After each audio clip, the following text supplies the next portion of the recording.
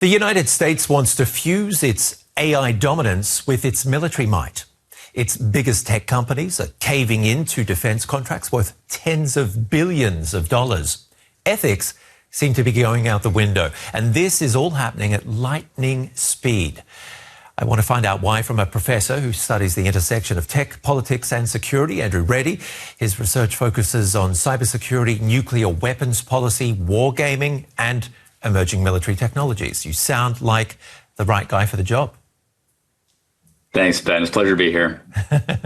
Let me just start with bringing our viewers up to speed, because we've seen it in Ukraine, Iran and Gaza, 3 wars that all have one thing in common: the large-scale use of artificial intelligence in warfare. In each case, AI systems have been used to analyze surveillance data, generate and prioritize target lists, and dramatically accelerate the process from detection to strike.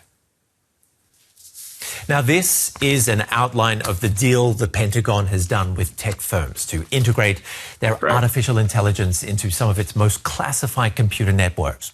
The Pentagon says these agreements will accelerate the US military's transformation into an AI-first fighting force. They want to be able to analyze vast amounts of data quicker to help their soldiers make faster decisions. It went on to say that American leadership in AI is indispensable to US national security. Let's talk about some of that with our guest, Andrew. Where are we at, first of all, or where is the US at? What sort of capabilities does the US already have when it comes to fighting with AI? It's a really important question, because I think there's something of a misconception that this is an entirely new story. So for some use cases, particularly those related to intelligence, surveillance, reconnaissance capability, we've been using machine learning tools for 6-7 decades. For predictive logistics, predictive maintenance, we've been using them for 2-3 decades. And so, there are some of these tools that are relatively well worn. What's really new is thinking about how to use some of these generative models, these large language models, for things like creating new strategy doctrine, and also potentially playing a role in that targeting application that you mentioned at the front. And so, there's pieces of this that are new across the full kind of decision support stack, but there's also pieces of it that have been around for a long time. And it'll be really interesting to see how this directive that comes from the very top of the Department of War ends up trickling down into the military services and impacts procurement. Let's take a look at some of the companies involved. I find them quite interesting. There's been back and forth about the ethics involved here. We've got OpenAI, NVIDIA, Reflection, Google, Microsoft, AWS or Amazon, SpaceX. Let's talk about the ethics of this, because some of these companies seem to have concerns about this. Some of these companies seem to have lost those concerns. Bring us up to speed. Yeah, so the company that's missing from the list that is, glaring is, of course, Anthropic, who had their, pretty significant conflagration with the department a few months ago now around their wish to create a carve-out in the usage policy surrounding domestic surveillance of U.S. citizens and the use of their tools in what effectively amounts to drones used on the battlefield, so autonomous weapons. What these companies have signed up to is, quote, all lawful purposes. Now, of course, we can debate, particularly as academics, about whether those same carve-outs that Anthropic was looking for are encompassed within that. It is illegal for the government to collect surveillance on U.S. citizens without a warrant. It is also currently policy in 3000.09 and various other documents that the U.S. not have autonomous weapons either. But it appears that to some extent, there's been a softening. I think one of the things to note about that list is that the vast majority are already significant contractors within the U.S. defense ecosystem, particularly companies like Google, Microsoft, NVIDIA, etc. There are some new entrants. Reflection's really interesting, both in terms of who they have as senior advisors and on the board. And so there are ties to the Trump administration directly. And then also the fact that they come from an open source ethos that is, at odds with some of the closed model companies like Anthropic and OpenAI, whose theory of the case is that you maintain security by having closed models rather than open models. And so I think to some extent there's something interesting there as well in terms of the makeup. We're talking about classified information and then top secret information in so many cases, aren't we? Absolutely. I mean, if you're interacting with the targeting function, if you're helping to undertake data fusion in the intelligence arena, if you're helping to craft strategy and doctrine, absolutely, you're dealing with classified information. And in fact, that's why the fight between the DOW and Anthropic was so significant, because Claude, the tool from Anthropic, had been at that point the only one approved for use on classified networks. Let's bring up that list again, because you mentioned one of those companies, Reflection, that has ties to the Trump family. Could you tell us a bit more about that deal? They sort of come out of nowhere for me. Yeah, absolutely. I mean, for us too. I mean, I think there's a lot of us looking at, their materials and noting that there hasn't been much by way of an update on their project in the last 7 months or so. And so I think that, there is something of a surprise that they're included on this list.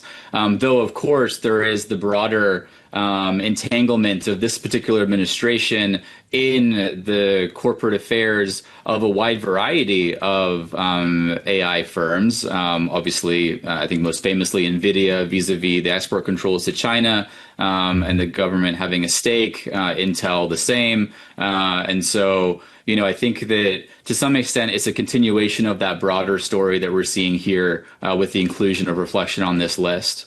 But again, in terms of like how they actually operate inside the defense ecosystem, it really does appear at odds with their kind of open source, right, open intelligence mission that they were founded upon. So we'll see. So these companies are being turned into a completely different animal by the sounds of it.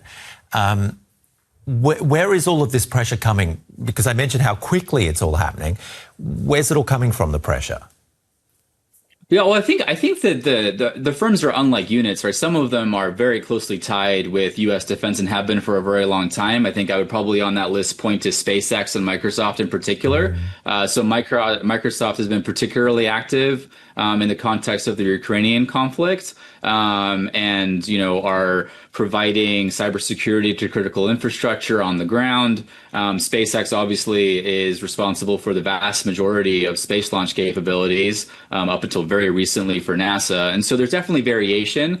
In terms of kind of why the firms are involved, obviously, the U.S. government and the military in particular are, quite significant procurers of services, right? These contracts will run very likely into the billions of dollars, but certainly into the hundreds of millions of dollars. The Anthropic contract that has led to the series of lawsuits was for $200 million. So that gives you a sense of what that might matter, what that might mean. Some of those companies also have a consumer and enterprise market distinct from their government market. So again, Google is an example of that. And so I think the motivations look potentially different for some. I will say that broadly, I think one of the things that I've observed from my faculty position at Berkeley is that there has been a movement of startups from viewing government work as something to be antagonistic towards more of a how can we help, how can we contribute to national security? And that primarily happened after the Russian invasion of Ukraine. And so really the mood in the Valley kind of shifted. Some of your listeners may remember Project Maven in 2018, where Google engineers objected to their work on cloud services for the Pentagon. And so really things have changed quite a lot since then. Mm-hmm. And what about China? Is that a factor here? Because they're also not that far behind the US when it comes to AI capabilities. And when it comes to their huge military build-up, surely they're using both. Oh, 100%. So the way that we often describe this in academia is the race to the bottom. So the notion that your adversary's behavior is going to be dictating your own. And certainly China looms large for a subset of security wonks in Washington. Now, there are questions about whether the China hawks are actually in the ascendancy in Washington. The fact that we're allowing GPUs to go from NVIDIA to China is a significant shift in U.S. policy from the Biden administration to the Trump administration. But I think that amongst most mainline analysts, there's a lot of looking to China and worry that they are only, estimates vary. And of course, it depends on the use case, but it's on the order of 6 to 9 months behind around some of these technologies. And of course, that also matches relatively closely the distance between the very cutting edge and the closed models, which of course changed dramatically just in the last week here with the Mythos tool that Anthropic developed and then chose not to release. That you see on the open source side. And so I think the specter of China looms large. And there's certainly also a fear that the Chinese government is far better at getting their private sector market to move in the direction that they would wish it to, because they don't have to deal with a lot of the kind of the vagaries of the market-based system that we have here in the United States. And so, I think there's a lot that China's been able to innovate upon and actually potentially lead on in this space that, certainly was not the case a decade, 15 years ago. Well, Andrew, let's talk about how the tech is going to be or is being used. You mentioned it before, but what are the things we need to look out for? Because you did mention autonomous weapons. You also mentioned this fear about it being used against people. But first of all, where's it being used at the moment? Yeah, so I mean, even inside of the most recent release from this morning, there's still an emphasis primarily on decision support applications, and so these AI tools are being used in government contexts in the same way that they're being used in a wide variety of commercial contexts. So for human resources, for grappling with really complex data sets that are now too large for humans to parse, and so generating insight over those data sets. Performing data fusion. So imagine that you're, in the intelligence community and you've got a wide variety of data sources to leverage, from image intelligence from satellites to signals intelligence from the National Security Agency to human intelligence from the CIA. And ultimately, your job as an analyst is to generate an insight for a policymaker. And so these tools are being used to help.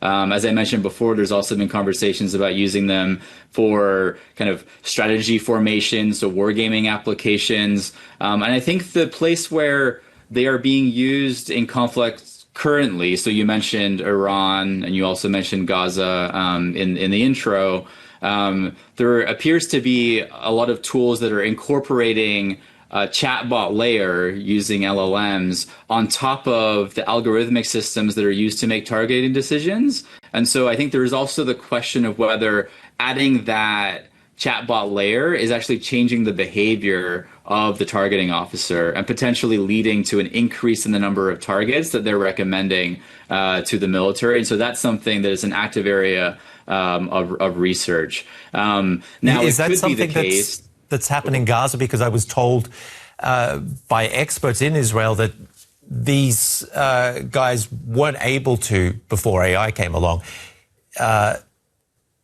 pick out and strike so many targets, one after the other, in a single day. So journalistic estimates suggest that there's been an order of magnitude shift, so a 10x shift in the number of targets that are being provided by targeting systems with this integration. That said, I don't want to over-index on the AI-ness of it all, because obviously there's other conversations to be had about what constitutes a legitimate military target. There's also another conversation to be had about what data sources are most appropriate to feed into those models. And to some extent, as an academic, I sometimes fear that we lose those two conversations because we talk about the AI-ness and only the AI-ness. And so, those are real things to grapple with. And, again, from journalistic estimates, it would appear that the civilian to military casualty ratio looks very different from Gaza than it did in Iraq and Afghanistan for the U.S. military. And again, that led to a lot of conversations in places like Geneva, run by the Red Cross and various others about, how to kind of unpack this new reality that we find ourselves in. So could there be a benefit? I mean, could we see wars sped up in a way that wars are ended more quickly? It's not. I mean, ultimately, a lot of prognosticators really don't know. I think that if you were to look at Ukraine over the last 4 years, that is not the vision of warfare that analysts had in the period from 2015 to 2020. Indeed, if I asked my students what a drone was in 2019, they would say a massive MQ-9 Reaper. But now, of course, right, the most relevant type of drone for conflict appears to be, the cheapest DJI quadcopter that you can get your hands on that you can strap a sensor or ordnance onto. And so, I think that war does appear to be sticky. I mean, you'll recall that the Trump administration estimated that the current crisis in Iran would last on the order of 3 weeks or so. And here we are, right? Hitting right up against that congressional line about when you need to go to Congress for approval. And so, I don't know that it'll make things faster. At the same time, I mean, one of the things that have analysts like me watching really closely is the fact that for the very first time, Zelensky had a press conference 2 weeks ago and said that the Ukrainians had managed to both take and hold territory using an unmanned surface vehicle. Prior to 2 weeks ago, we thought that you needed to have a human being inside of a geography in order to hold territory. Yeah. And so a lot about my area of study is shifting in real time. You've got to keep up. So tell me, Andrew. We do our best.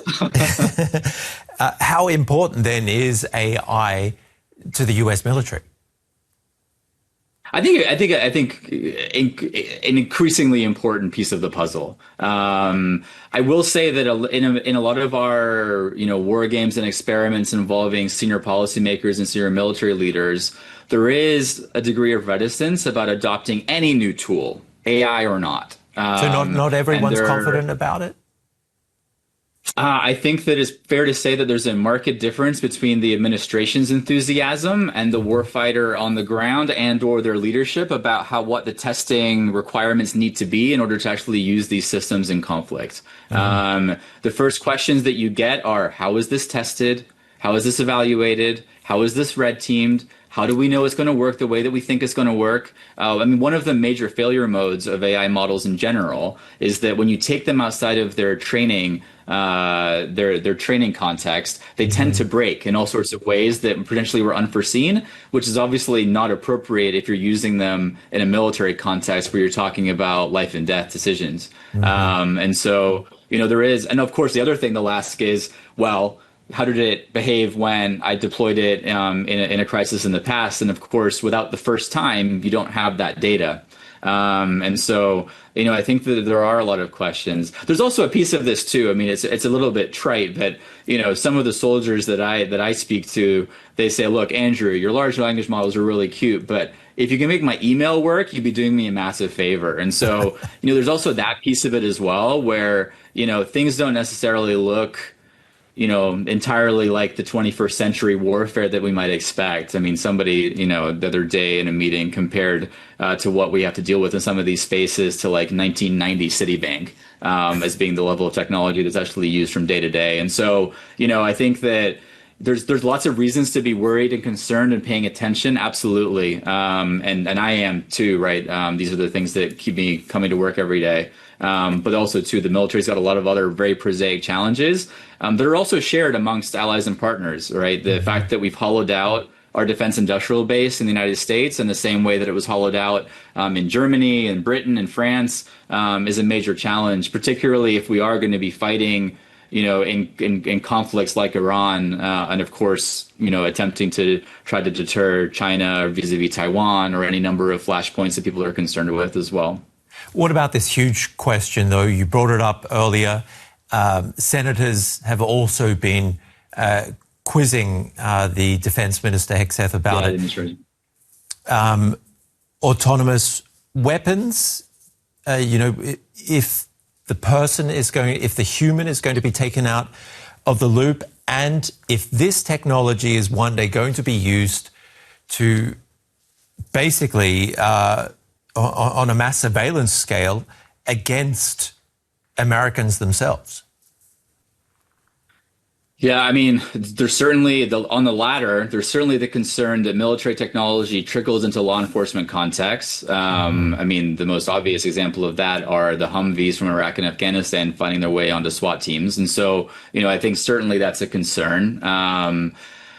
The security versus privacy and civil liberties, right, balancing act, if you will, is a major challenge in 2026. It's a challenge for Germany as well, the UK as well, and it's certainly something to worry about. In terms of autonomy used for what we would call the kinetic application of force, currently the United States does not deploy any autonomous weapons. It has a suite of semi-autonomous weapons, which are assets that effectively would not work if you had a human in the loop. And so there's examples like the Sea-Whiz, which is a gun that's on naval vessels to shoot down cruise missiles. That wouldn't be able to discriminate targets at the speed required if a human was actually involved inside of the process. And so you do have systems like that. Missile defense is another one that wouldn't work if you had a human in the loop, if you will. So those operate on the basis of having a switch that's turned on and off and a human situated next to the weapon system. And that's what, by definition, according to our current program, says semi-autonomous. Now, I will say that the United States, as is the case for all NATO countries, has been making a lot of our choices about the acceptability of AI tools for autonomy and force during peacetime. And so in Ukraine, you've got the use of autonomous weapons to actually deliver a force on target. I mentioned the example before of the unmanned surface vehicles. There's also been any number of unmanned aerial vehicles as well. And primarily that was a reaction to the jamming undertaken by the Russians in that context.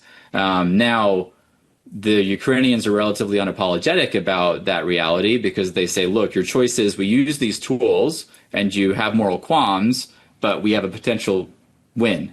If we don't get to use these tools, we lose. So which do you prefer? And so I think there's also the fear that if any country found itself in a military situation where, they're actually dealing with real war, that some of these kind of legal regimes, institutional constraints, et cetera, might be relaxed relatively quickly. But not only that said, though, not only in the case of war, but also in preparing for a war from the literature I've been looking at?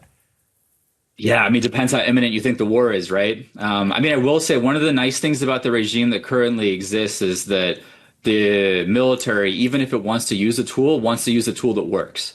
And so ultimately, all of the testing and evaluation regime that you would want is servicing in both cases. It's useful in terms of getting you ready, but also should be generating products that are actually proximately useful. Now, again, there's a lot about the human-machine teaming. I think that's one of the things that's kind of worth taking away. A lot of what's being discussed here is really about human-machine teams, not machines by themselves, but there's so much that we don't understand about what happens to a human being or groups of human beings in a command and control chain when they're interacting with AI systems. I'll say, right, as an educator, with a lot of my students picking up some of these AI tools for their assignments, et cetera, I think we should be a little bit worried about how comfortable human beings get with having, an AI parrot on their shoulder. And so, that travels to the military context too. But there's a lot about those kind of pathologies that we don't understand and haven't done the work on.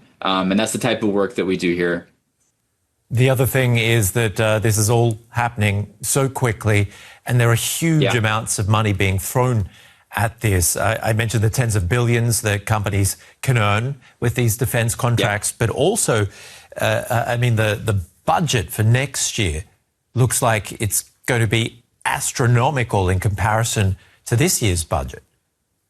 $1.45 trillion, I believe. And even if it were to get negotiated down to some of the other numbers that I've heard, 1.25 trillion, that's still a vast sum of money. Now, do bear in mind, though, that there are inside of that pie, if you will, a large amount of that money that's going towards human capital, and also to programs of record that are outside of this emerging technology ecosystem. I think it's also worth noting that some are actually worried that we're still spending too many dollars on things like aircraft carriers and F-35s that might be very easy for an adversary to ultimately destroy with systems that are far cheaper, instead of focusing on some of the what are called attritable systems, small drones and what have you, that might actually have a better cost of force exchange ratio. And so, there's definitely widespread disagreement amongst analysts about what it is that the U.S. ought to be spending that money on. But yes, no question, there's a massive shift in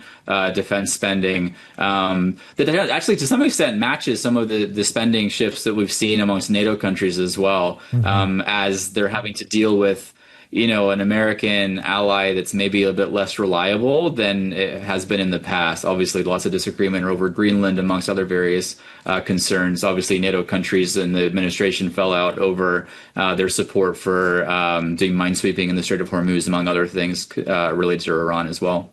But Andrew, is a big business that's driving this acceleration when it comes to AI in the military, or is it the other way around? Is it a need that must be met?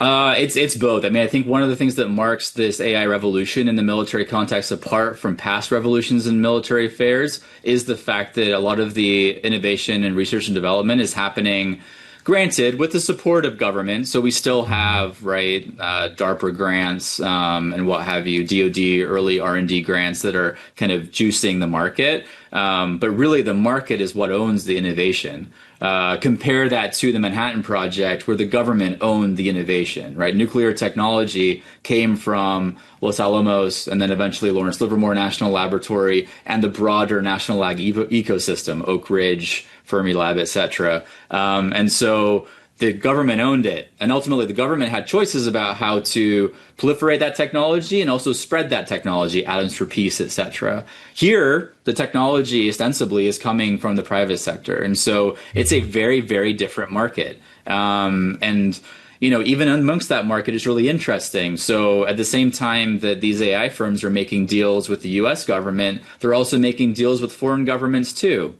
So the Australians recently signed on with, I believe it was Google. And so some of these companies also view themselves as multinationals, not necessarily as American companies. And so that's a really hard wrinkle for them to try to deal with, particularly when it comes to questions of war and peace.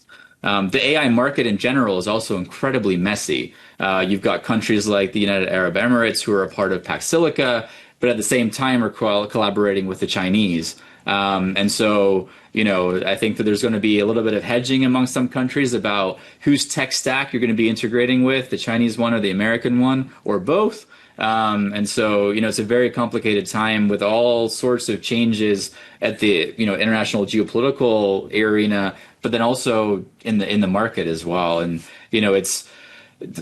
my job became much more interesting. And I think that those that are doing political risk inside of the private sector also feel like their job all of a sudden became much more interesting and difficult to do as well.